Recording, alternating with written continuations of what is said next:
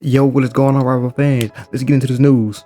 Alright, guys, Marvel Rivals game director just did a one-to-one interview with the YouTube/Twitter user Rivals Assembled. I will have him link below. One of the biggest questions he was asked was if we'll see more typical villains added to Marvel Rivals in the future. The game director confirmed that we definitely will see those in the future, and he also told fans to stay tuned. He also acknowledged the current imbalance in hero roles, noting there are more duelists than Vanguards and supports, and said he sees plenty of community feedback about this.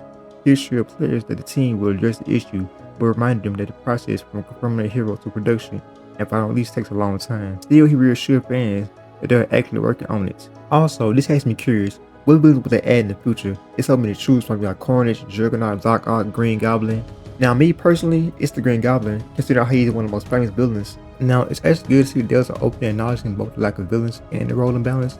It means they're listening to the community. Now, the main important thing here is patience. If each hero takes months to go from concept to release, fixes won't be instant, but hearing that more villains are coming and their role balance is on the radar is exactly the kind of transparency competitive players need and appreciate.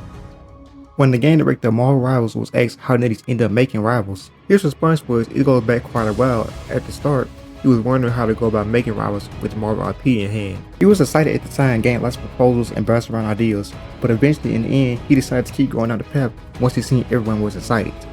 Now, based on his response, it seems that the game director answer showed that Marvel Rivals wasn't just a quick business deal, it was more of an evolving creative process. Marvel IP was a huge starting point. Having a license in hand meant they already had a huge playground of characters and stories, but they still had to figure out how to turn it into a unique game. And it also has me wondering, how many times did they fail before Rivals became what it is today? And also, when he says there are lots of proposals and bouncing around ideas, this suggests most revisions of the game were considered before settling on the final direction. And we can also see some older visions for the game if we look at old concept art. And also, his choice to move forward because everyone was excited points to confidence and internal hype, which also tells me they had a huge faith in the game since day one, and their faith still shows to this day, as you see with the patch notes, player feedback, event passes, etc. And since he says it goes back quite a while, the game likely has a long pre-production phase before we even heard about it. When asked how he approached the design process for Rivals, or internet space dominated by similar games, the game director said the team focused heavily on bringing more rival heroes' abilities into the game in a way that would let players truly feel like they were embodying a superhero. They started by identifying each hero's unique traits and characteristics, then built their skill set around those.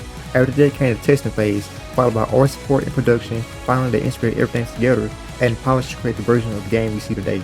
Now, I have to say the design approach is well thought out, starting from the lore and character identity rather than just gameplay mechanics. It's more for a Marvel title. By anchoring heroes in a unique traits first, they avoid the trap of making generic abilities that happen to be painted with Marvel rival skins.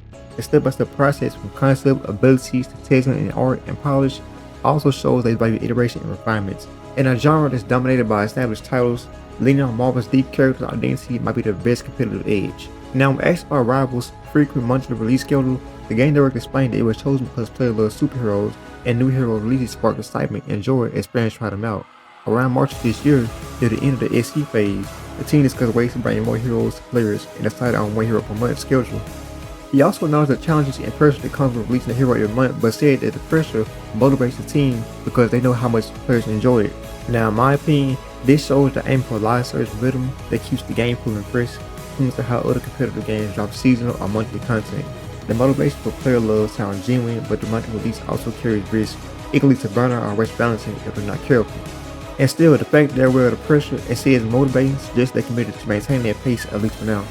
Now, my question is, how long can they keep up with the same pace? Will they speed up? Will they slow it down? Or what do you guys think? And also, if you guys could do something about the pace of the game and the trajectory of the game, how would you go about doing it?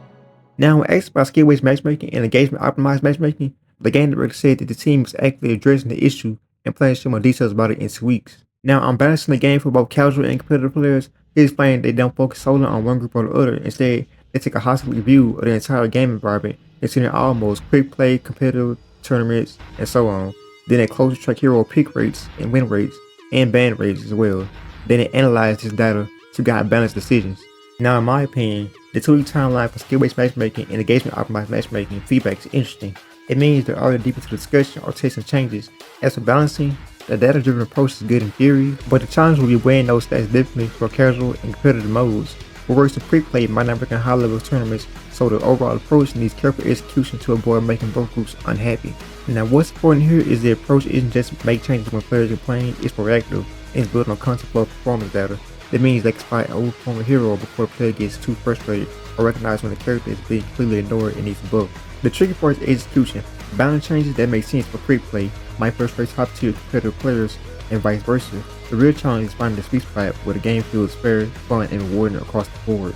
When X pop culture references in the game, such as the upcoming Human Sword skin that resembles the Flamingo from One Piece, the game director explained that the costume design draws from many different inspirations, such as comic themes, real-life fashion, even collaborations with TV shows.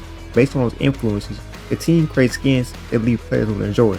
Now, in my opinion, this really highlights how Rivals is positioning its cosmetics is more than just alternate outfits. I blend Marvel's own comic book legacy with real-life fashion trends, TV influences, and pop culture nods like Human Sword skin that look like the Flamingo from One Piece. They're creating designs that spark conversation and recognition outside the core of the Marvel fandom. Now, in my opinion, that's a smart marketing move for two reasons. First, it creates cross-fandom appeal.